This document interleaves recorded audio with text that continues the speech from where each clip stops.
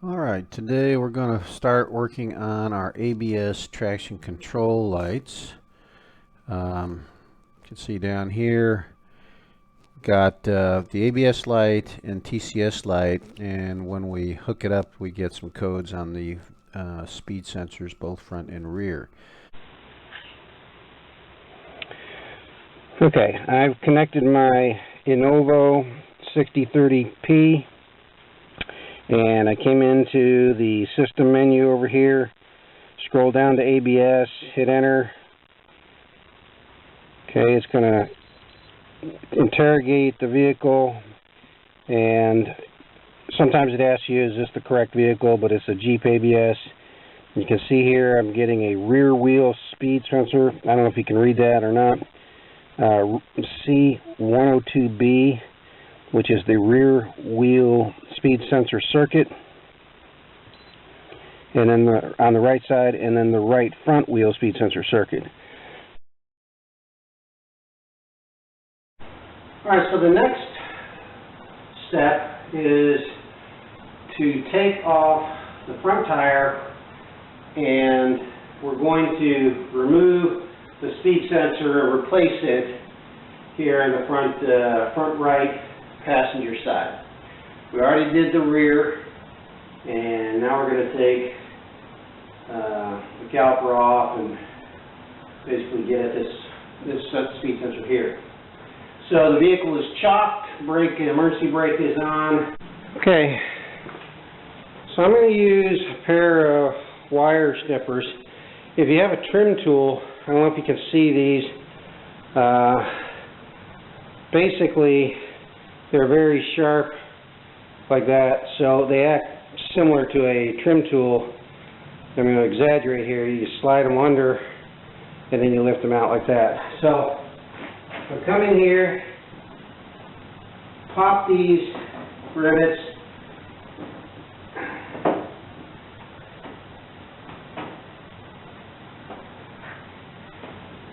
and these are the kinds of rivets. Well, let me get out of here. You know, the plastic rivets where you push the plunger in and it widens out. So these can be reused. And what that does, lets me pull out this mud guard. Now there's a 10 millimeter bolt in here, and then there are some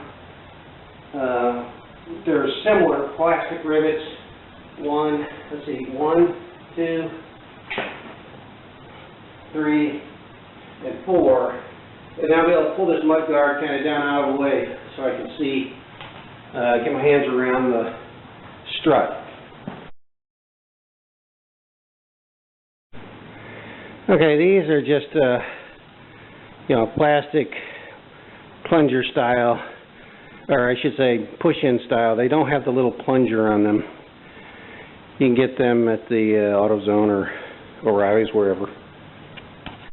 Alright, right back here, it's that 10 millimeter going straight up. Just going to break it loose.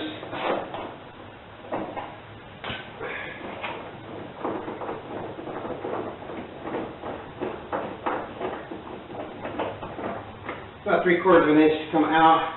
Then I got 1, 2, 3, 4 of those plastic rivets. I let this one in.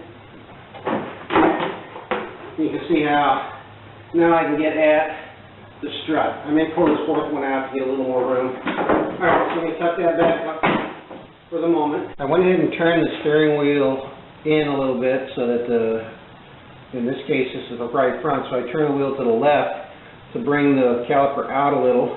This is a 13 mil, and it's a deep socket, so it's kind of this hose, the brake hose, and then the speed sensors a little bit away.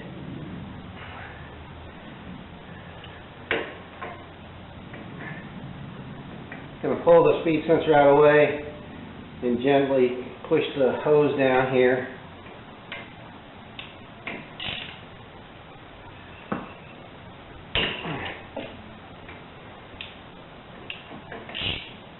Okay, now there's a bolt here that's spinning.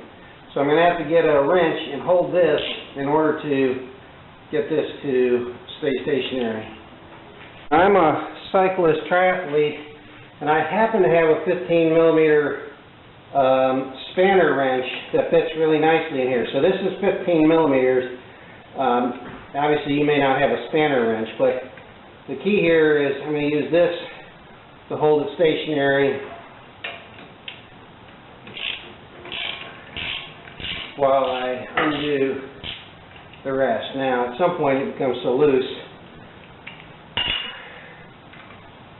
take the socket and use it like a screwdriver.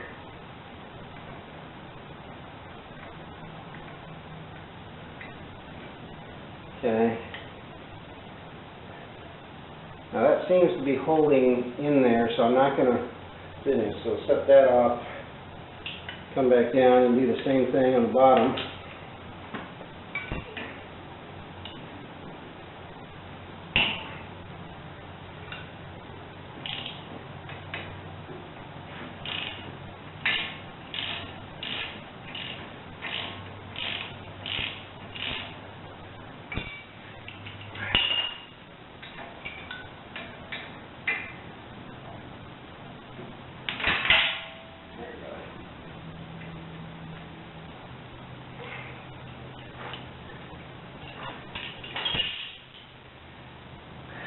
Now there's two more bolts. I'm going to try and re-angle the camera here. And so I'm basically just have to pry. You can see that it's coming out here. And what I'm going to do is I'm going to get a zip tie and have it ready to go so that I can secure it over out of the way, because I don't want to break this this line here, brake line, and have to, you know, basically purge that line and bleed that line and refill it. That's the biggest reason I don't generally work on brakes. So you can see it's kind of a good theory for the hanging, but you can see that this is the caliper. I've just got a zip tie so it's stable, and then we can start, you know, when it comes time we can work with this speed sensor cable right here without anything hanging in the way.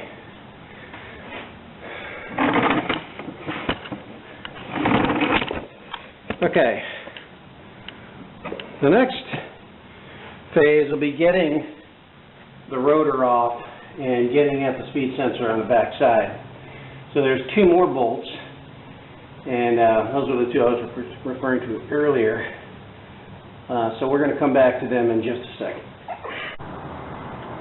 Okay, so now we're talking about taking the brake assembly off.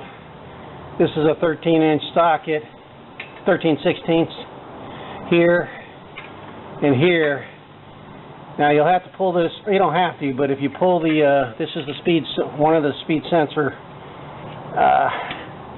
connections, you know, pull it out of the way, and that'll give your socket better access to the back of this guy right here. So these are pretty, look to be pretty solid, so I'm going to use a breaker bar on them.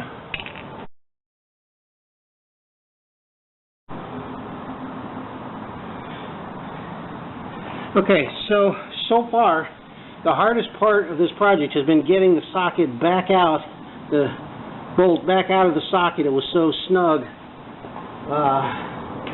I had to literally pry a screwdriver in there to get it to pop out. It was so freaking tight.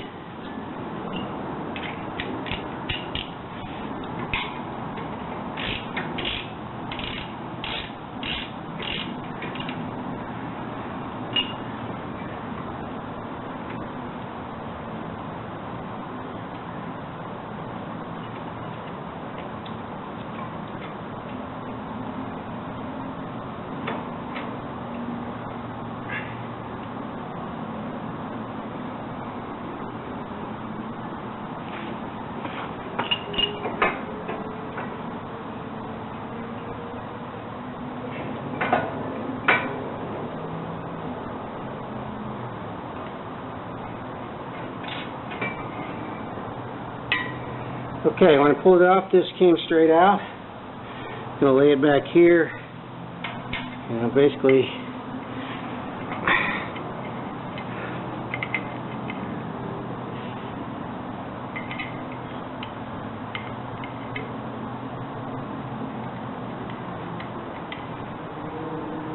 kind of keep track of where this stuff goes.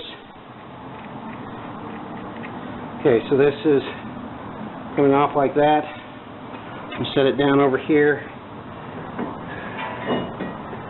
Take the rotor off. Alright, now I turned the wheel slightly to the left to get access on the back side, so now I've turned the wheel slightly to the right to expose this front a little bit here. This is a mud guard, and 2 or 3 guys have actually bent this in the process, so when you see me do that, you know, it's like I'm not crazy, according to these folks. But this is a 5 millimeter Allen wrench, and you can see here the speed sensor. Put a little brake free on it because it was like, this is a 10-year-old rig, right? Everything's solid as can be. I'm going to take that out, set it off to the side here. Now, one of the things, I don't know if I'm going to be able to do this without a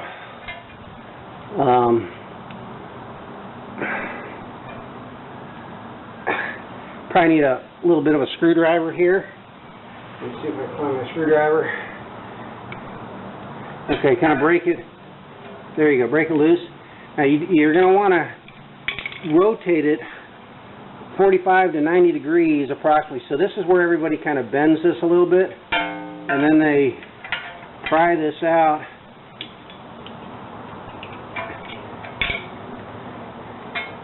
Now I'm going to bend it back, and basically I'm going to try and feed the wire through so that I have some slack to pull this on out. Then tuck it back up. Here's where you got to bend it back a little bit to get it loose.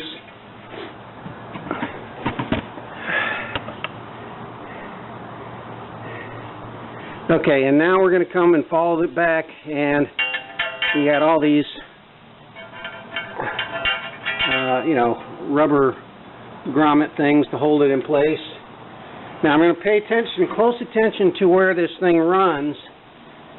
So it comes over the top, down through here, and then it's going, you know, basically from this bracket to the bracket on the back side, it's going straight underneath it. So you're going to pull it out.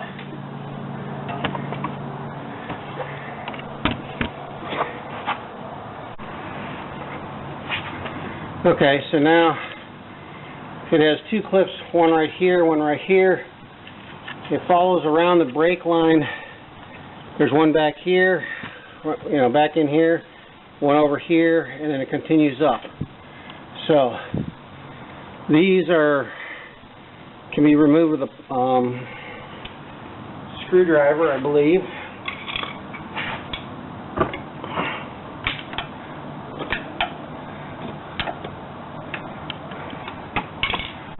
So these are nothing more than those plastic rivets that you pull out, and I broke mine in the process, you know, and then we'll push the new one back in.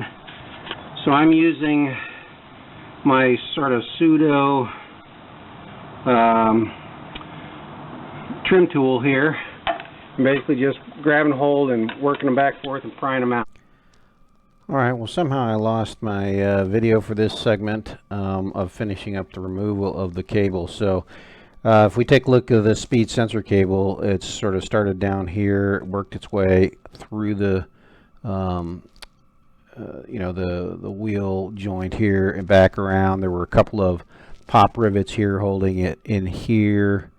Behind this, the shock was a you know, a grommet style, and this one was right here. These are on the brake line themselves, and then we come up to the vertical, and then as you follow the cable up around, it goes behind this casing that surrounds the shock absorber. And where the yellow box is here, you can't really see it from a straight on angle, but when you start looking at it from sort of the back angle, from the sort of the lower right side of the vehicle forward toward the engine, over on the right side, you can see where you have these two connections.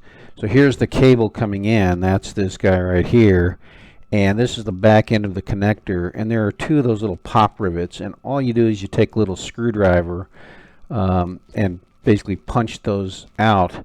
And that connector now is flopping around behind this strut assembly here, loose. And then we'll pick up with a video to disconnect it and finish up removing the actual cable, the speed sensor cable itself.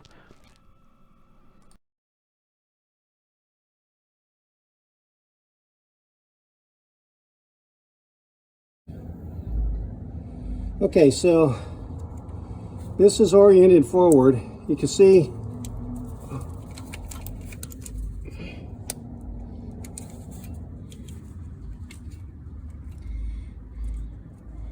that has to go that way.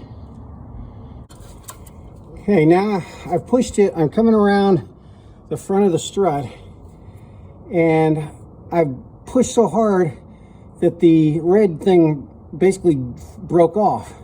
So then somehow I got to squeeze right here to get this to release. Now the problem is, these things are so freaking tight. It's going to be it's very difficult. I've been trying for a few minutes now and I can't do it. I'm probably going to have to use some WD-40 to break the seal in here.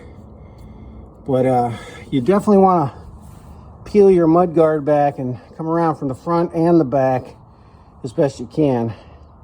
Just crappy design as far as location. That thing could have been mounted right here where you could have pulled it back and had full access to it. Alright guys, I've lost pretty much all the rest of the video, but I'm going to be able to walk you through it with what we got here. The last real step here is to disconnect that front sensor, and once you pull the red tab out, hopefully you don't break it off like I did. You can put your thumbnail right here and squeeze down. I actually grabbed a little small vice grip and gently squeezed, put the bite on either end of it and squeezed it, and then worked it back and forth until it broke loose, and you disconnect it, pull forward. So this is the typical Chrysler unlatch and depress in order to disconnect the connector. Now once that's done, you basically take the back side here, which is under my thumb. That's the connector that is going out to the wheel, and you remove the rest of that cable. Alright guys, I'm sorry, but I've lost all of my reassembly video, but I'm going to kind of walk you through as best I can hopefully this will help a little. Okay, real quick, we're going to start, once we've reconnected the new cable, we're going to mount it in the back side of the strut assembly, put those two push pivot mountings in. Then we're going to route it down and connect it to the vertical grommet holder.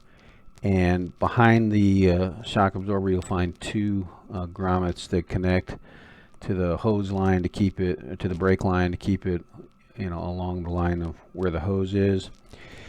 And then there's the two push pivot kind or rivet kind of things on the front side of the shock absorber. Now at this point I would basically leave the remainder, I'm going to show you where they are, but leave the remainder loose until you get the caliper back on, and then when you're done, just kind of come finish up these last couple. That way you can keep the cable out of the way when you're using sockets and stuff. So the next one is on the back side of the the wheel, I don't know what you call it, the strut that's holding the wheel on. There's a grommet holder on the back side. There's another one on the front side, and then of course the cable drops down and goes through the mud shield down here in this general location. So you route it back through. You will have to bend that mud shroud again, slide it through, put a little bit of slack in it, remember that you have to rotate the sensor about, I don't know, 40 degrees or so to get it started, and then as it gets almost fully seated, you'll rotate it back counterclockwise to sort of lock it in, and then you'll put that 8mm screw back into the actually I think it's the 4 or 5mm Allen wrench screw back into secure that. Now once it's there, be sure that you straighten up the mud plate, and when you put the rotor back on, do an eyeball test to make sure that that mud plate's not rubbing up against the rotor. Now once the cable is more or less routed and you start to come back in, you're going to put your rotor on here. You might want to put a lug nut loosely on just to kind of hold it in place while you slide the caliper adapter over the rotor, and you put your 15mm, I'm sorry, your 13/16 inch bolts in and secure them.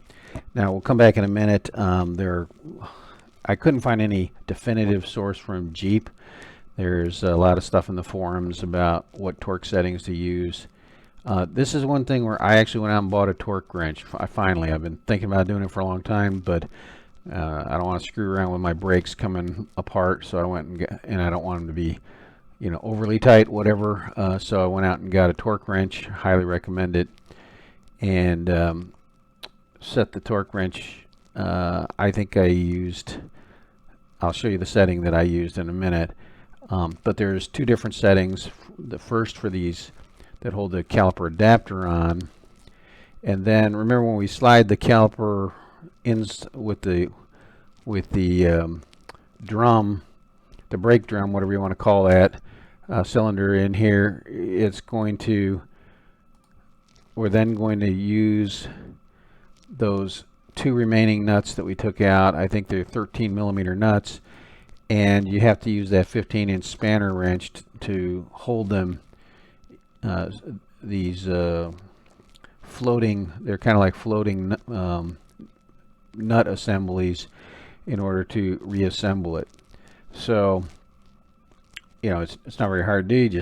You put the caliper back in, you put the 13mm bolt in from the left, and you start tightening it down, and when it starts to spin, you put your 15mm spanner on and secure it, and finish putting it up. Then once you've got the caliper on, you can take the remainder of the cable and remount it in its brackets. I think, let's see, I think this is where the bracket is. It's like right here, I can't remember which.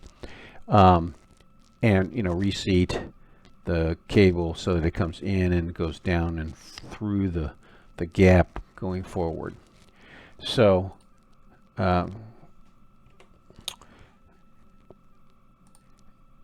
as far as the actual torque settings, I went out, I was looking for a Jeep source. I couldn't find one. Of course, the forums are useful. You can see here that for the front they recommended 120 foot-pounds for the adapter, and then 26 foot-pounds for the calipers themselves. The next thing I found this. Now this is a brand name caliper that's being installed, but you can see these are the two 13/16 bolts for that adapter, and they're saying that factory spec was 100 on a JK, 148 on a JL. So I used these settings right here. Then there's this doesn't look exactly the same. If we scroll back up into their instructions, you can see here are those bolts that here are the big ones, what they're called 21mm. They were 13/16, whatever. These are the ones that have the 15mm floating bolt on the backside and the 13mm bolt here. Here's the floating bolt, and here's the securing bolt on the caliper itself. Okay, so this is the sort of the 26 psi, or foot-pounds. I couldn't find any specific examples in this document or any Jeep documents, so I've saw multiple different ones, and so you're gonna have to do your own research. But you know, 20 to 26 were the range of numbers that I found over my research. 120 up to 100 up to 120. So here's the top end, 120, and here was the bottom end. You know, this reference here. So, you know, you make your own call, you do your own research, figure out what it is.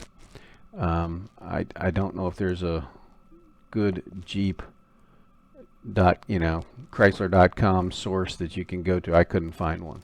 So bottom line is, when you come back in here, is you're going to be, you know, resetting the brake caliper adapter and the caliper itself. And you know, you can see right here, this was the picture I took just after I had removed the bolts. So here's that 15 millimeter bolt, and the 13 millimeter came in. So this is what it's going to look like when it's done, more or less, right?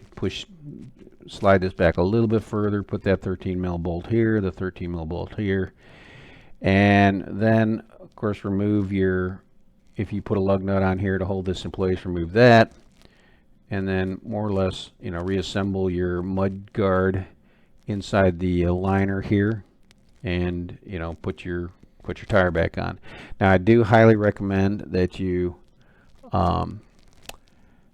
do some brake testing, some speed testing on this thing. What I did was I went out and did a 5 mile an hour brake, then I did a 25 mile an hour brake, and what I was looking for, in my case, the right front was the table or tire that I was working on. I wanted to make sure there was no pulling to the left, for example, that the left brake was working and the right brake wasn't. I did some really controlled tests, you know, where I broke really hard trying to get the ABS to more or less to engage, so that you know, worst case scenario kind of thing on the braking, to see if the vehicle would pull left or right or track straight true like it should. And in my case, it was, you know, it was always straight and true. So the process, I'm not a big fan of working on brakes because it's a safety feature, and I'm not an expert mechanic. But I was able to, you know, put the rotor back on, put the adapter back on, put the caliper back on, and secure that wire and remove the code. So good luck.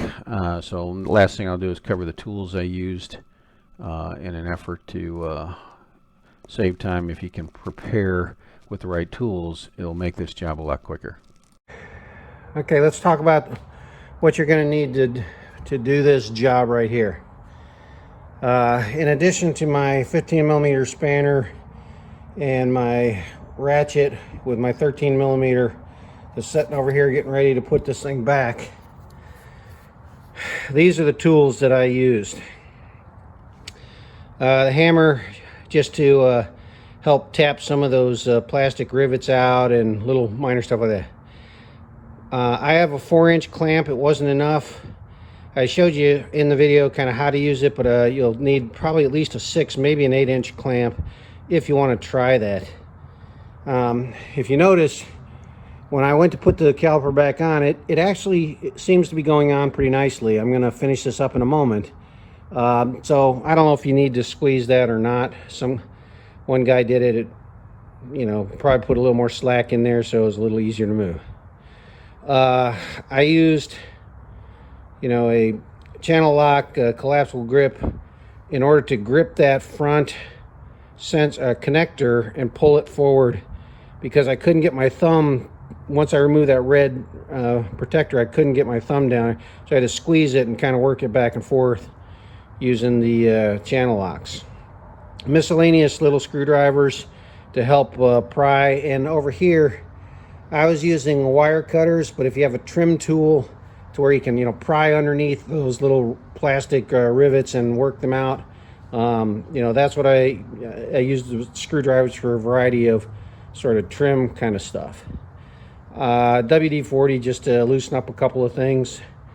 Of course, the socket wrench and the breaker bar. You don't have to have the breaker bar if you got, like, you know, I have a, you know, a foot long wrench, but it sure makes it easier to break out the couple of those bolts, right? And up here you see I've got a 13/16, which was used on the brake assembly. The 13mm socket was used on the calipers. We're about to put those back in, and then the 10mm is up underneath holding the mud flap. And so that was the sockets: 10mm, 13mm, and 13/16. Torque wrench, which is now, I've decompressed it and put it back in the box. Of course, up here, you know, lug nuts, and there's my 10mm and some of those plastic rivets, and then some zip ties. So those are all the things. If you have these sitting there ready to go, plus, you know, plus this guy over here, the normal ratchet with the 13mm and the 15mm. If you have all this stuff laid out right here handy, you could probably do this job in an hour. You know, if you've never done it before, you're probably going to move a little slower, but you know, an hour, maximum 2 hours. You know, taking breaks and double checking the video and things like that, right? So this is what you need. The only specialty tool really was the torque wrench. And then, of course, obviously this kit right here is this is the old one, but you'll need your replacement kit. So that's the only part you need as far as the front is concerned. If you go to your AutoZone or whatever, you might get some new plastic rivets so that when you put them back in, they look good. They don't look all beat up. That really only matters for the ones that are right here on this exterior trim. You can see this is kind of old and weathered. Hell, it doesn't matter anyway. But if you're one of these that has a nice clean bumper, new bumper, you might want to get new plastic rivets to reassemble this so that everything looks good.